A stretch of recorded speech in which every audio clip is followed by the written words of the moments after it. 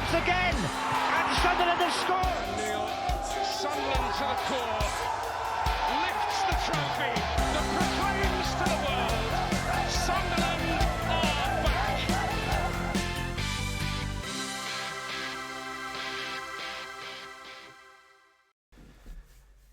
Hello, how are we all getting on? Hope you're all right. So I just thought I'd jump on and have a bit of a chat, just to see if anybody's calmed down yet from Saturday. Me personally, the smile hasn't disappeared off my face since about 5 o'clock on Saturday afternoon. Still can't believe it.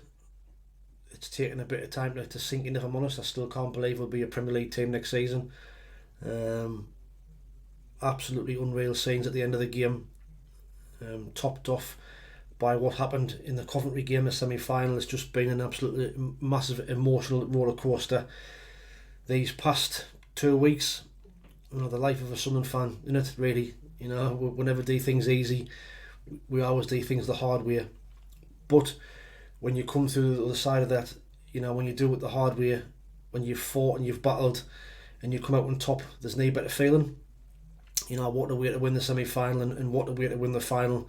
94th minute, Tommy Watson, local lad from Easington Colliery, to get that winner apart and gift his last kick of the ball in a Sunderland shirt before his big money move to Brighton. Absolutely unreal. He couldn't write the script. You know, Tommy's probably been dreaming of that for weeks and weeks and weeks since he got that move to Brighton. You know, he's probably been wishing that would happen and it's come true for him, so fair play to the lad. You know, you've seen my reaction when I said that in my opinion you never wear a Sunderland shirt again. Again, things are said in the heat of the moment when you've come off defeats and when you think players are not putting the effort in. Things are said, and I did apologise for that, like you've seen. But also, you know, you've seen my criticism of the board in recent videos, quite a bit of the season, for lack of investment in January and missed opportunities, if you like. You know, that seems to have been wrong. And again, I'll admit I was wrong. Massive respect to Dreyfus. He said I had a 5-year plan. It's come to fruition. We've now got to look at the next steps, to be fair, to see where we're going to go from here. The recruitment now has got to be right for the Premier League, and can we unearth some gems? A little bit disappointing to read that Job looks like he could potentially be off to one of 3 sides in the Bundesliga. Will leave a little bit of a sour taste in my mouth so quickly after the playoff semi-final, because of the playoff final. If he's reportedly already in Germany today having talks, then this must have already been planned prior to the playoff final, which means, did he really think we could get promoted? I would love to have seen him give us another year in the Premier League to have a crack at it. His brother Jude never played in the Premier, he went straight to Germany. So I just think it would be nice if he would give us another year. I mean, not all paper talk, nothing's been confirmed, but rumours are kind of gathering pace that he's apparently going to sign for one of 3 Bundesliga teams that are in the Champions League. Now, is he at that level yet? Me probably didn't think he is. I think he could probably do with a year in the Premier League just to develop himself a bit more, get a bit more stronger. But we know money talks, big money offers are going to come in for these players, and you know, if he does leave, then he'll leave with my best wishes for what he's done for the club. You know, we signed him for 1.5 million. He's going to make us a load of money. But I just think for his personal development, I would like to see him stay for another year. Just my opinion. But let me know what your thoughts are in the comments below about that. You know, do you want him to would you like him to stay, or would you be quite happy if we got 35, 40 million quid for him and he goes into his next step of his career? It's an interesting one, but I just think to happen so quick after the playoff final is soured the celebrations a little bit. But that's football, and unfortunately we have to move on. But like I say, attention's moved quickly onto the Premier League now. You know, about talks of survival and what have you. I will be doing some videos moving forward. You know, when it gets a bit closer to the time, the fixtures are out in a couple of weeks' time, which would be a big, highly anticipated to think when the 2 derby games are going to be. Can't really wait to see when we're going to be playing them at home and away. But like I say, you know, the whole day on Saturday was just a massive roller coaster of emotions. It's something that will live with me forever.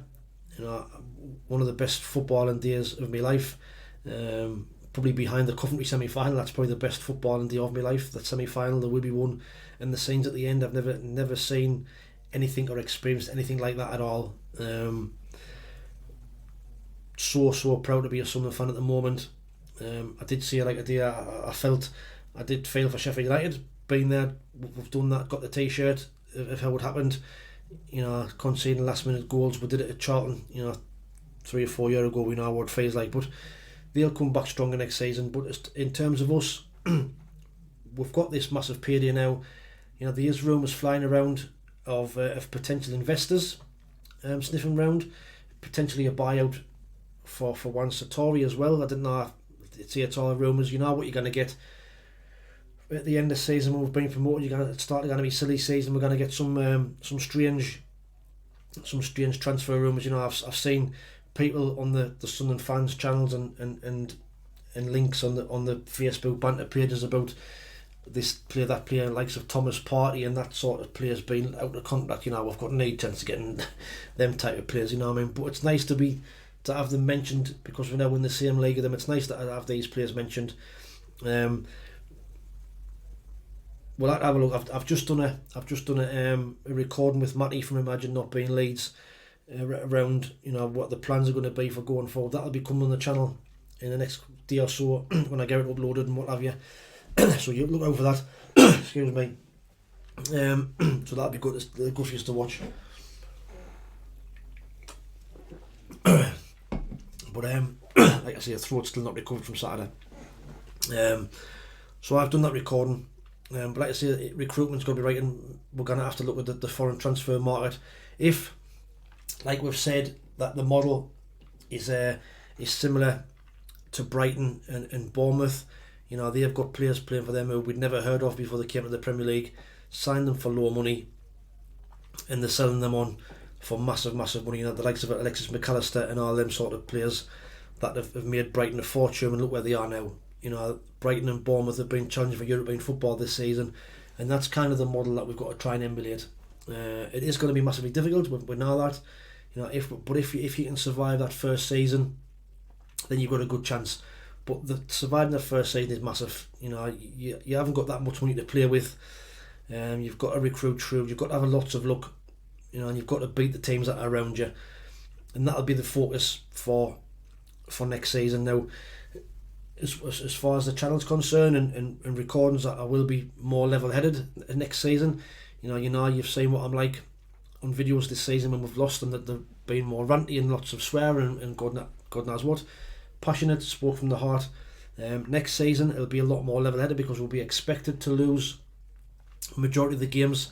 So when we do get beat, it'll be a case of just remaining calm. As long as we've played well in the games and put up a fight, then that's all we can ask.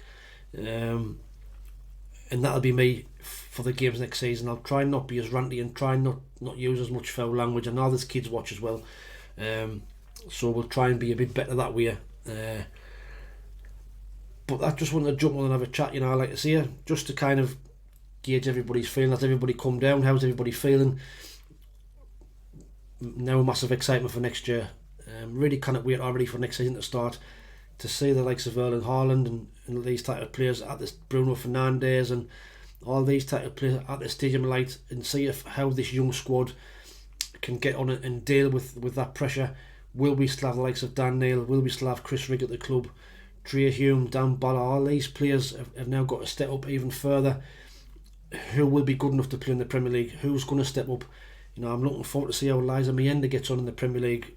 Raw talent with the right players around him. Enzo Lafia become a record signing for 18, 20 million, whatever it is. How's he going to fare in the Premier League? Can we get some players and build a team around him? We'll have to wait and see. All these things, there's questions we can answer as we get towards the season. Look to see how we're getting, look to see what the transfers are going to be. I can't wait to see what type of signs we're going to be looking at. But it's going to be a case of we are going to be linked with players who we've never heard of. We're just going to have to trust the board, trust Stuart Harvey, trust Christian Speak, that we'll get the right players in.